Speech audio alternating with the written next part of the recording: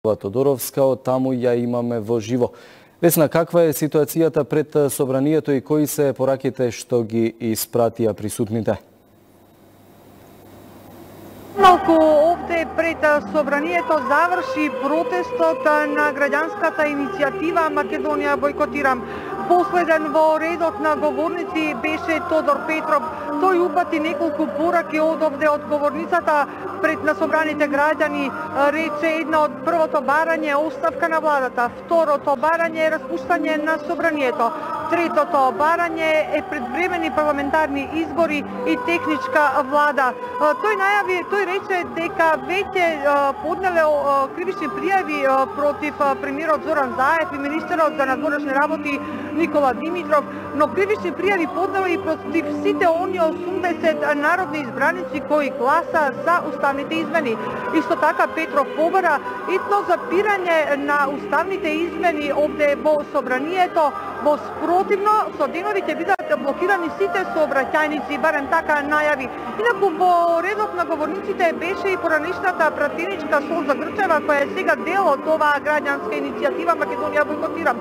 Таа рече дека Македонија имала многу црни денови, но никогаш како овие тешки денови за Македонија. Таа исто така повика да престанат уставните измени, да прекинат, побара да бидат поништени договорите со Грција и со Бугарија. Најави дека ни посегнуваат по нашиот јазик, рече Грчева, посегнуваат по нашата култура, по нашите човекови права. Рече дека само Македонија и македонците немаат право на самоопределување. Имаше и други говорници, да го слушнеме овде Горанчо Костадинов. Бойкотираме насилничко отварање на уставот од страна на 80 ненародни предавници. Ова не е парламент. Ова не е куќа на демократијата. Ова е бордел на срамот пред кој протестираме. Почитувани сограѓани, нашата сила е на мрежите. Нашата сила е во информациите кои ви ги пренесуваме. Сега ни требате и вие да ни се придружите заедно да ја стопираме оваа ненародна и недемократска власт. Избравме прадавници да не владеат, тие што денес тврдат дека не представуваат, не излажаа, ни дадоа лажни ветувања и го погазија секој збор што го дадоа.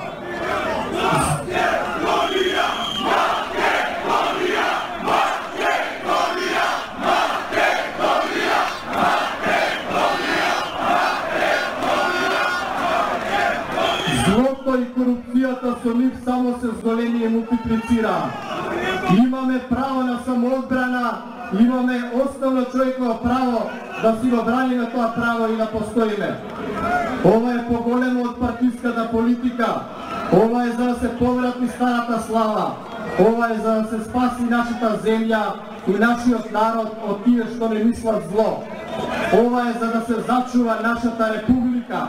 Ова е за да се зачува нашата сигурност и да се поврати нашата сила. Ова е за да ги заштитиме нашите деца. Ова е за спас на Македонија.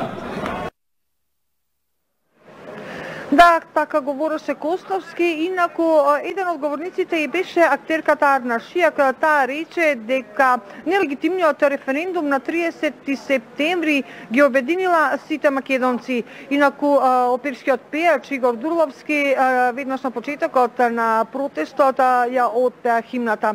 Како што пред малку реков, овде пред собранието граѓаните почнаа да се веќе празно овде речи си замина сите учесници на протестот. Антонија? Весна, јас ти благодарам за твојот извештај и за